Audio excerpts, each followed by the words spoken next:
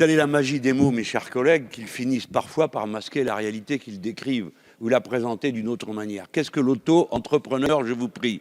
Qu'est-ce que l'auto-entrepreneur? Le travail à la tâche. C'est ce que faisait le docard du 19e siècle quand il prenait la file pour savoir s'il aurait travail.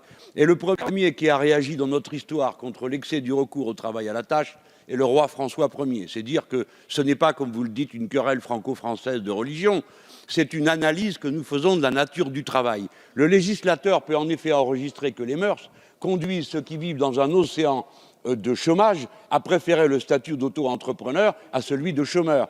On peut des fois n'avoir de travail que parce qu'on est obligé d'avoir le statut d'auto-entrepreneur. Mais nous, législateurs, pouvons-nous perdre de vue le sens que nous donnons au travail et à la création de richesses, qui n'est pas que de la création de valeur, comme vous dites?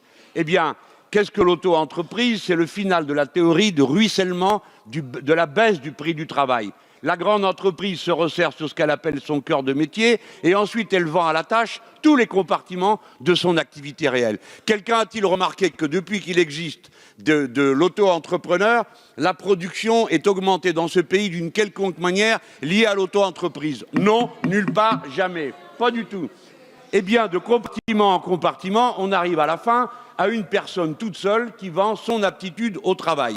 Mais la même chose était réalisée dans le collectif de travail et les grandes entreprises ont plus de stabilité quand elles couvrent l'ensemble du champ qui correspond à la qualification de ce qu'ils produisent que quand elles le resserrent à un seul compartiment. Ainsi, Alstom était plus stable quand elle avait le chantier Atlantique et GE hydraulique.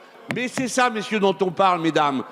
Vous êtes en train de relever le plafond de cotisation du travailleur à la tâche. C'est tout. Et progressivement, vous le relèverez jusqu'au point où il ne paiera rien. Et par conséquent, la concurrence est totalement déloyale. Je vous remercie, Monsieur Mélenchon.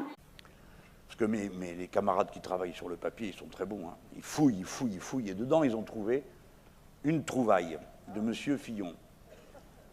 Il propose la création d'un statut de prestataire indépendant. Pour l'instant, on avait l'auto-entrepreneur, qui est un auto-esclave. Oui, parce qu'ils ont du mérite de le faire, hein. Attention, je ne me moque pas de ceux qui sont en train de le faire, hein. Vous m'avez bien compris. Mais je dis qu'on leur bourre le crâne, et c'est normal. On leur bourre le crâne en leur faisant croire qu'ils sont libres. Eh, parce qu'on me l'a dit, moi, ça. Moi, je suis libre, je n'ai pas de patron. J'ai dit, oui, oui, d'accord. Comme a dit un indépendant auto-entrepreneur qui fait des livraisons à bicyclette.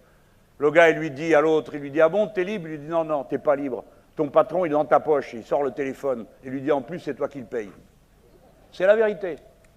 Les statuts d'auto-entrepreneur, les gens se payent eux-mêmes leurs cotisations sociales, leurs droits sociaux, quand ils y arrivent. C'est pas acceptable, cette situation. Et bien l'autre, il a inventé un statut qui serait généralisé. Mais pourquoi faire, puisqu'il y en a déjà? Je vais vous le dire pourquoi faire. Parce que ce statut ne pourrait pas, pendant une durée de 3 ans, être requalifié comme un emploi salarié par celui qui embaucherait la personne qui l'aurait. Vous comprenez? Vous êtes là, vous arrivez devant le patron, vous arrivez dans l'entreprise, et on vous dit « Ah ben on veut bien que tu bosses, mais on ne peut pas te prendre. » Mais si tu fais le statut indépendant, ma foi, on te donnera du boulot le mieux qu'on peut, hein, parce qu'on est brave. Alors toi, le ballot, tu te dis, bah, plutôt que de rien faire, j'accepte, je le prends. Et puis comme tu es jeune, tu te dis, bah, moi je m'en fous, j'ai la force, je vais le faire, etc. Mais tu n'es pas jeune tout le temps. Et puis après, des fois, bah, tu as d'autres projets dans la vie que de bosser. Peut-être que tu vas vouloir avoir des enfants, peut-être que ça t'intéresse, si tu en as, de t'en occuper, etc., etc. Et tout ça, c'est pas possible si tu n'as pas d'horaire de travail, si tu n'as pas la paye garantie, si tu ne sais pas où tu habites, et ainsi de suite. Par conséquent, même si tu signes parce que tu ne peux pas faire autrement, en signant, tu as la boule dans la gorge, parce que tu sais que tu es en train de te faire avoir, et qu'ils sont en train de t'esclavagiser. C'est ça qu'ils proposent.